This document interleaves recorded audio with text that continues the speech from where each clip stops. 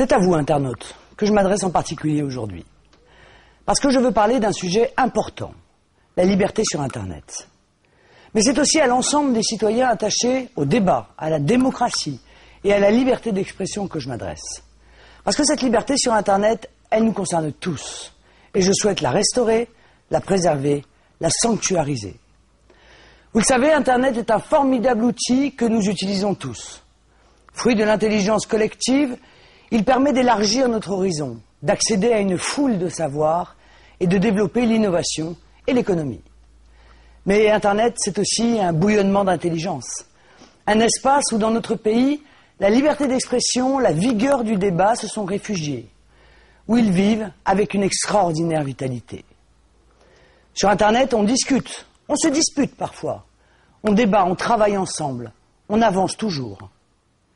Quand la presse et les médias, malheureusement, versent dans la complaisance avec le pouvoir en place, quand ils renoncent à faire vivre le débat au nom de dogmes, quand la presse classique est dominée par une caste qui entretient des relations incestueuses avec le pouvoir et les puissances d'argent, la toile est une formidable bouffée d'oxygène.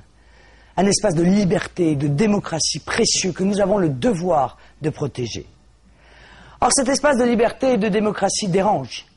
Il dérange parce qu'il laisse justement trop de place à la liberté, alors que tout le reste est sous contrôle. Parmi les élites autoproclamées, de droite comme de gauche, celles qui n'ont intérêt ni au débat, ni au changement, on souhaite cadenasser Internet. Vous le savez, je ne citerai pas toutes les déclarations malheureuses qu'on a pu entendre ces dernières années, mais quelques propos récemment tenus sont édifiants. Ainsi, Jean-François Copé, président de l'UMP, qui voit dans Internet un danger pour la démocratie. Quand Jacques Séguéla y reconnaît la plus grande saloperie jamais inventée. D'autres, comme le député UMP Jacques Millard, voudraient contrôler Internet, le nationaliser, comme en Chine. Ceci est entre guillemets. Il faut donc absolument préserver Internet, préserver la toile des tentatives de contrôle des ennemis du débat. À ce titre, la loi LOPSI 2 de 2010 est inquiétante. Parce que sous des prétextes inattaquables, comme la lutte contre l'ignoble pédopornographie, elle fait en réalité entrer la toile dans une logique mortifère, celle du filtrage arbitraire par le pouvoir. Il faut aussi préserver Internet de l'appétit des puissances d'argent, les amis du pouvoir, les amis de Nicolas Sarkozy. Je pense en particulier aux majors du disque, qui brassent des milliards d'euros et qui ont fait voter, grâce à un lobbying très actif, la scandaleuse loi Hadopi. Au lieu de pourchasser l'internaute comme il le fait aussi avec l'automobiliste, le gouvernement Sarkozy serait bien inspiré de s'attaquer aux vrais voyous, dont les trafics, eux, prospèrent tranquillement. L'Union européenne relaie ses menaces contre Internet et veut donner aux ennemis de la toile des armes juridiques considérables au niveau international. Ainsi, depuis 2006, la Commission européenne négocie avec plusieurs pays un traité que les Français doivent connaître. Le traité dit ACTA, ou Accord commercial anti-contrefaçon. Une sorte d'Hadopi au niveau mondial que les grands groupes voudraient voir adopter. Un organe mondial de contrôle d'Internet, un organe de sanction contre les internautes au service des grands groupes privés. Je demande la transparence absolue sur ce traité et j'exige que la France la refuse. Je me réjouis du fait que la résistance à ce funeste traité gagne de l'ampleur. Il y a quelques jours, le Sénat mexicain a voté une résolution demandant à son gouvernement de ne pas ratifier ce traité.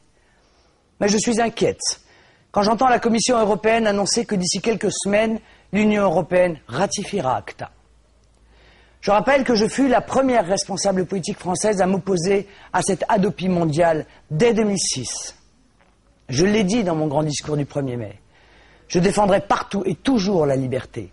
La liberté du peuple face au pouvoir, de la nation face à l'oligarchie, du petit face au gros, de la création face aux intérêts financiers. À ce titre, je réitère mon engagement d'abroger immédiatement la loi Hadopi si je suis élu à la présidence de la République en 2012. Naturellement, la France cessera aussi immédiatement de participer aux négociations sur le traité ACTA. Je demanderai plus généralement le vote d'une grande loi liberté sur la toile, qui, à l'inverse de la philosophie liberticide de l'OPSI 2, gravera dans le marbre la liberté d'expression sur Internet dans la limite des règles normales relatives à la préservation de l'honneur, de la considération des personnes, de la lutte contre l'insulte ou contre la diffamation. En parallèle, on luttera avec détermination contre la pédophilie, sans confondre ce combat mené trop mollement avec le filtrage irraisonnable d'Internet. Les blogs, les forums sont des lieux d'échange, les agoras des temps modernes. Nous avons l'impérieux devoir de les préserver. Je crois profondément à l'intelligence collective et au génie des peuples. La toile est un outil au service de cette intelligence. J'en serai le meilleur défenseur.